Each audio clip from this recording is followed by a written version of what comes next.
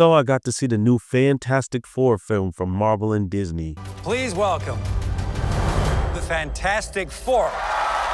directed by Max Shackman, who's the guy who also gave us the D Plus series WandaVision. I do have a feeling that this review might not get me a lot of new friends, but I just have to call it how I see it. I'll be going with a slightly new format for this review, just going over the things that I did like and the things that I didn't so much like, but enough Fantastic Foreplay, let's get into it now. Oh, and there will be spoilers and not a lot more puns. I'm over the pun thing, right?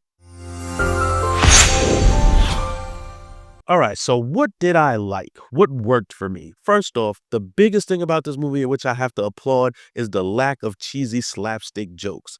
I mean, we got a movie about a stretchy guy and a rock man and somebody who turns into flames. It's so easy to throw in cheesy one-liners everywhere, but it wasn't needed. They didn't have it, and it helped keep the serious tone of this film, which I think was great because we get so much senseless comedy in these MCU films that this was a bit refreshing. Next, let's talk about the actors. This where may be a little bit of controversy. I don't know. I'm waiting for all the reviews to roll in and see if I was the only one who felt this way. But everyone except for Pedro Pascal's Reed Richards, I really enjoyed. Vanessa Kirby as Sue Storm was phenomenal. I think she knocked it out of the park. Every scene, I just really felt it. My all-time favorite line in the movie was when Sue Storm told Johnny to kill the surfer. I think this was such a powerful line, and it speaks to the mama bear instinct of Sue and how she's badass. I mean, Vanessa Kirby, right? The way they portrayed Johnny Storm in this film is not just a hotshot jock, but he actually came through with a little bit of jerkiness, but just the right mix of heroism right into it. So I really enjoyed this Johnny Storm. It might be my favorite iteration of Johnny on screen so far. Julia Garner as the Shia LaBeouf version of Silver Surfer was breathtaking. I mean, she brought in everything in every scene. She commanded the room. She had that aura that just made her feel so terrifying, but at the same time, she delivered the lines in a way that you never felt it was personal. I mean, this was Silver Surfer. Knocked it out of the park. That's how you do a hero. And Galactus, man, what can I say? Getting a giant purple armor-clad man on screen without looking silly is a feat all its own. I mean, it's so easy to make this look stupid, but they pulled it off Dang, no puns. They pulled it off well. The voice and the visuals melded together that made me feel like he really was a planetary threat.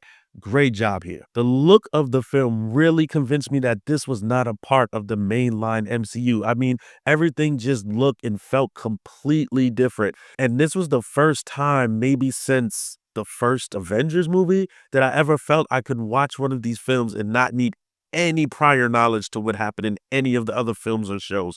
I mean, going into this, I don't think I had any advantage over someone who's just watching a Marvel film for the first time. I think we both got the same thing out of it. There was no prior information that I could really give to them or questions that they could ask that I could answer. This was an actual standalone film after we were about 37-ish films in, and that is something that I didn't know if they could pull off, but they did. I mean, we got Brave New World, which borrowed from so many other films for so long. We had Thunderbolts, which is a conglomerate of all these characters from all these shows and films. And now we got Fantastic Four, which doesn't need any of it to be a movie. Kudos.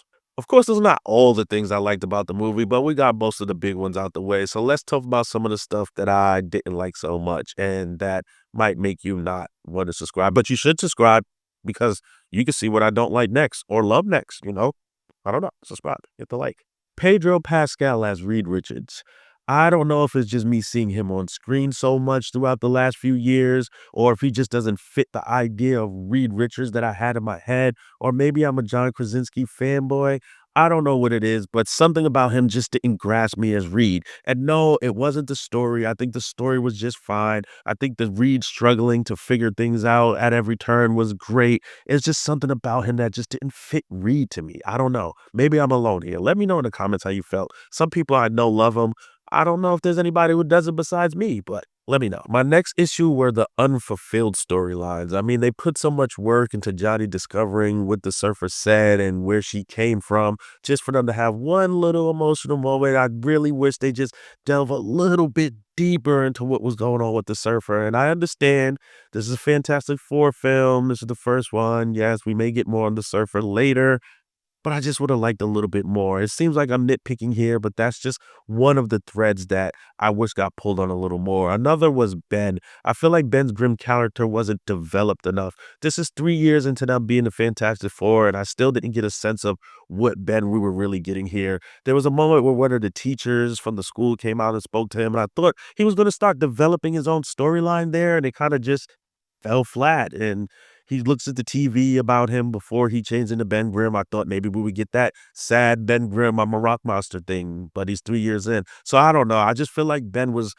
underused as a whole here. He didn't really do much. Also, we had Mole Man, who I think we could have got a little more out of. And I understand he was probably the only little piece of comic relief, and I don't want too much comedy, but I think we could have got a little more out of that. The movie felt like it moved pretty fast. It wasn't too long in nowadays movie standards, kind of in the middle, almost 2 hour range with the credits. But I kinda just wish we got a little more of that. I know we got their origins flashed in the beginning from here and there with Red Ghost and Mole Man, but I feel like that was another thread where we didn't get too much out of the new Mole Man. Which brings me to another gripe, and I know a lot of people are gonna say it's nitpicking, but it's a film, and that's what I do. I didn't really get a full sense of the world here and what they understand and don't understand. When Silver Surfer showed up, they were kind of like, hey, it's a Silver Lady, she's threatening us. And it kind of jumped into Fantastic Four has been a FTL jump. I didn't even know they had faster than light travel ships. I just don't feel like the world was developed clear enough for me personally. I didn't know what the capabilities was. Do these humans know about aliens? Are the Fantastic Four the only people they know that went to space and returned? Is this like a giant shocker to them that there's a Silver Lady? They kind of seem like shocked and amazed, but then not too much. And then Mr. Fantastic's like, hey, we're just going to take off and follow them and go talk to a giant man and come back and just be like, he wants our baby. And that's it. There's like no questions of what is he? What does he look like? Are there other aliens? So I don't know. I just felt like it was a little bit jumbled and rushed in there. And the world itself didn't feel real to me. It was all like a Disney theme park, Tomorrowland type of feel. Feel like they filmed this whole thing in a warehouse and just said get a bunch of extras. I don't feel like the supporting cast was really existence. I mean, you got the main guys, you got Surfer, you got Galactus. Everyone else was probably just one or two line throwaways. It felt really just empty and lifeless at some point. I know they had a city and there were people moving about, but I just didn't get those supporting feelings of this is a real world beyond them. It was so Fantastic Four centric, which could be a good thing for some people, but for me, I kind of like to feel like there's more going on. Even with the final scene when Galactus came, I understand from a story standpoint why there were no citizens there, but I would have loved to see some people running through the streets as Galactus is doing things and saving people and things like that. But it all just seemed like they just filmed it on a budget in front of a green screen or something. Another thing that bothered me was even though Galactus was threatening and imposing in his size and his voice and things like that, I didn't really feel that he had much going on up there. It was kind of just like, I'm Galactus, I eat planets. Here's Silver Surfer, she does stuff for me. Like, what would possess Reed Richards to think that baiting him out with a baby on a trap would actually get him to come out of his ship? And why did it actually make him come out of his ship? Could he not destroy the planet and then get the baby? I really don't know. Like, I'm seriously, genuinely asking. I know people are making up all of these fan theories and reasons why and assumptions, but was there an in-story reason that he had to come out and get the baby instead of just sending Surfer back again? Maybe I missed it. I don't know. Let me know in the comments. Please help me. I want to love this movie. And then also the plan to teleport the planet to somewhere else. When he was doing his demonstrations, it looked like to teleport the egg, he had to have another place built for the egg to be received. I didn't really get how that would work for the planet. Did they have a space station somewhere that they could teleport to? Is it okay for planets to just randomly teleport anywhere? I just don't know. I just was hard for me to grasp all of that. Maybe I'm slow. Go ahead. Tell me in the comments I'm slow. Ooh, you missed it. Please explain it to me.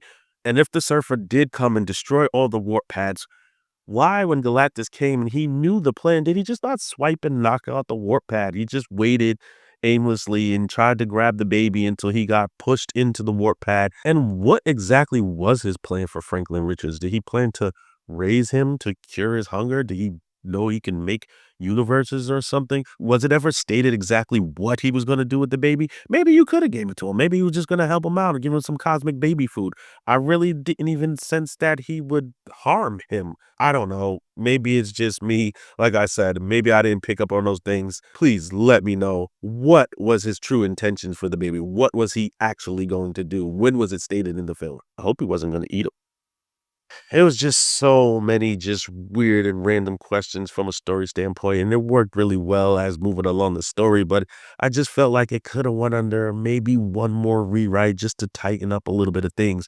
That's just my opinion. I mean, Galactus couldn't just Madden NFL spin roll off of Sue pushing him into what he knows is a trap. He's not that strong or intelligent. Was she that strong? Why not close his hand when he's carrying baby Franklin Richards? Why leave it open for Johnny to just grab him? I mean, if I have something very important and life-changing in my hand, I tend to just, I might close it in my hand and just have him floating around for somebody to grab when they can fly. Did Benjamin Grimm throw a single punch in this film? I've seen him run into things. He ran across a building, he tackled the surfer, but did he actually punch? Did he actually clobber anything? But with all that being said, I'm gonna have to just give this movie, for me, a fantastic 5. It's a 5. Actually, I love the way they portrayed Galactus. I think he looked amazing. I think it all went really well. So I'm gonna bump that up to a 6 because I'm a Galactus fan, and this wipes out that whole purple cloud thing for me. So I give this movie a 6. That's the best I could really do for it.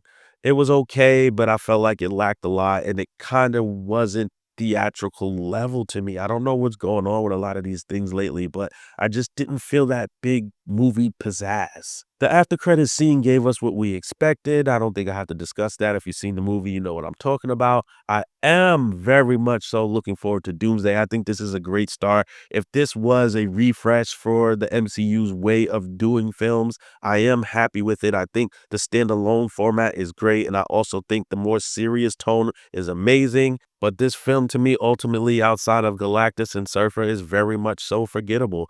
But if you guys think different, which I'm sure a lot of people will, waiting to hear it down in the comments. And make sure you hit the subscribe because I got a lot to say about a lot more movies. Maybe we'll agree on something else. Maybe we won't.